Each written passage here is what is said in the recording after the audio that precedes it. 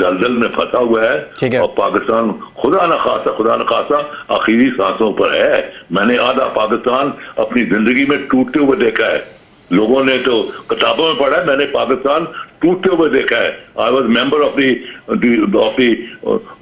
वो उस असेंबली का मेंबर था जो पूरे पाकिस्तान पर मुहित असेंबली थी and I was the only man जो कि पाकिस्तान को बचाने के लिए 3 मार्च 1971 को ढाके गया जब सेशन कॉल अप हुआ।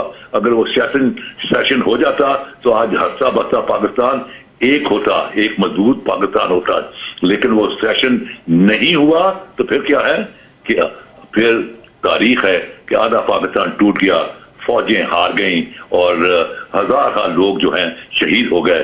जस्ट एक शख्स जिसका नाम था जुल्फकार अली भुट्टो, वो इक़्तिदार का रसिया था, उसने इक़्तिदार की लैला हासिल करने के लिए पाकिस्तान को दांव पर। जो टैलेंटेड लोग होते हैं वो दरवाजे नहीं खटखटाते, वो तो जो साहिब इक़्तिदार लोग होते हैं वो उनका दरवाजा खटखटाते हैं और कहते हैं कि देखो पाकिस्तान हम सब की माँ है। आज हमारी माँ जो है हमें पुकार रही है, चीख चीख के पुकार रही है कि आओ मेरे बेटो मुझे संभालो आके, मुझे मजबूत करो, मुझे मेरे अंदर अजमत पैदा करो, मेरे अंदर एक वल्वला ताज़ा करो। मैं मर रही हूँ, मैं बर्बाद हो रही हूँ, मेरे सियासतदान मुझे खा गए हैं, कोरोना वायरस की तरह मेरे फेफड़े खा गए हैं। इनका सत्याबाब करो।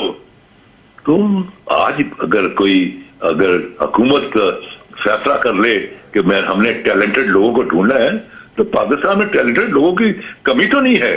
Pakistan is full of talented people, let me tell you, in all walks of life.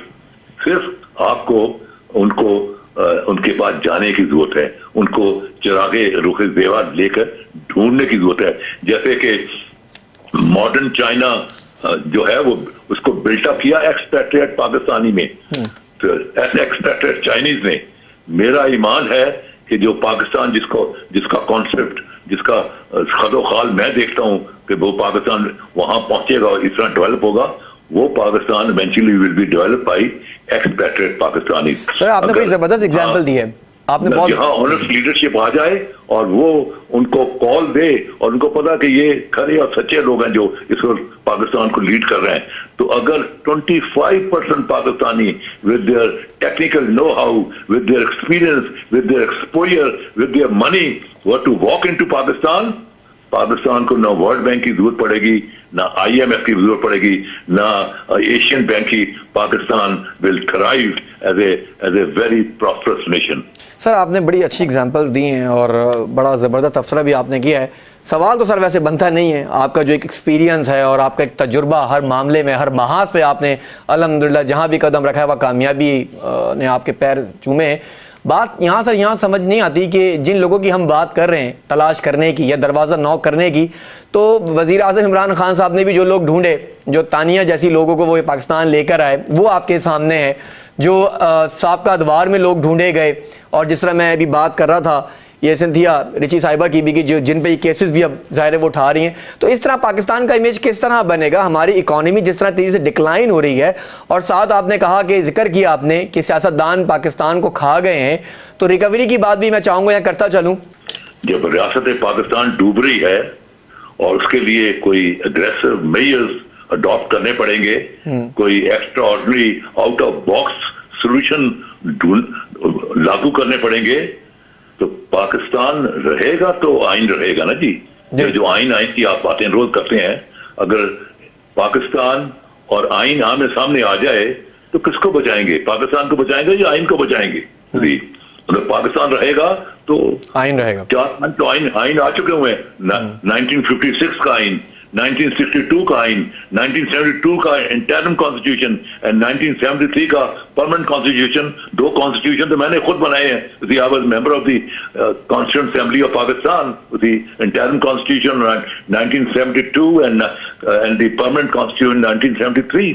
तो चीज ये है कि पहले रियासत को बचाना है। इसमें तीनों ऑर्गन्स जो हैं, मुकन्ना, अदलिया एंड जो एग्जीक्यूटिव है, इंतजामिया है, इनको इकट्ठे मिलकर एक यकसुई से काम करना पड़ेगा और the whole object will be कि हम ये एक्स्ट्रा ऑर्डिनरी मेजर ले रहे हैं पाकिस्तान को बचाने के लिए। ठीक है। अगर आप चोरों और डाकुओं की आप छुट्टियों के दिन बेलें करनी शुरू कर देंगे तो फिर क्या मैसेज जाएगा जी।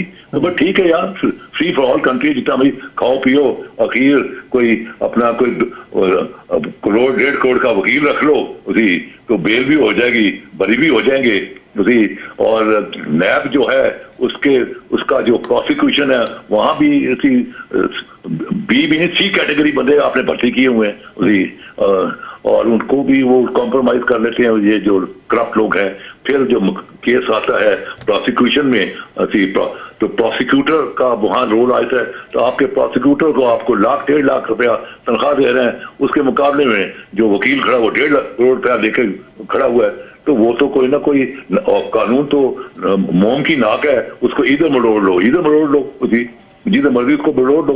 तो यहाँ चीजें हैं कि ये तीनों ऑर्गन्स ऑफ स्टेट को रियलाइजेशन करनी चाहिए कि पाकिस्तान जो है वो दलदल में फंसा हुआ है, और पाकिस्तान खुदा न खासा आखिरी सांसों पर है।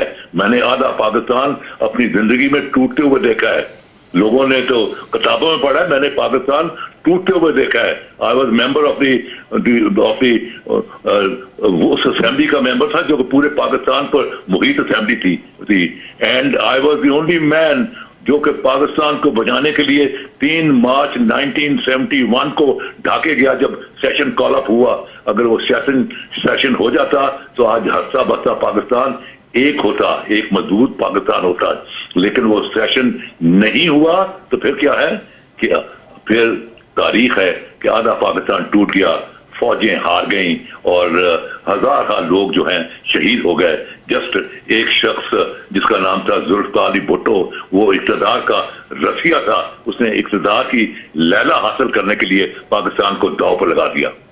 सर, जैसे आप जिक्र कर रहे हैं, आपने 71 की बात की, बांग्लादेश की हमने बात की, पाकिस्तान की हमने बात की, जिस तरह दो लफ्ज़ किया गया यहाँ सर अफवाज पाकिस्तान की जब बात की जाती है तो अभी कुछ अरसे से जिस तरह सोशल मीडिया के ऊपर अफवाज पाकिस्तान के ख़िलाफ़ जिस तरह साजिश की जा रही है, उनको बदनाम करने की कोशिशें की जा रही है, और हर चीज़ को जोड़ा जाता है अफवाज पाकिस्तान के साथ, फोर्सेस को भी जोड़ा जा रहा है। क्या कहिएगा, ये दुश्मन अनासर या हमारे जो पैमरा है या दूसरे और डिपार्टमेंट्स हैं, उन्हें कब तक खामोशी इख्तियार करनी चाहिए और किस तरह ऐसे लोगों को काबू करना चाहिए जो इदारों के खिलाफ, रियासत के खिलाफ बात करते हैं? बगावत एक तरह की में नजर आ रही है। देखिए, बात यह है कि अफवाज पाकिस्तान वाहिद एक सतून है जिस पर रियासत का पूरा बोझ इस वक्त लदा हुआ है। सारे सतून जो है, एग्जेक्टिव क्लैश कर गई है, पार्लियामेंट क्लैश कर गई है, जुडिशरी क्लैश कर गई है, एक सतून पर पूरी की पूरी रियासत खड़ी हुई है।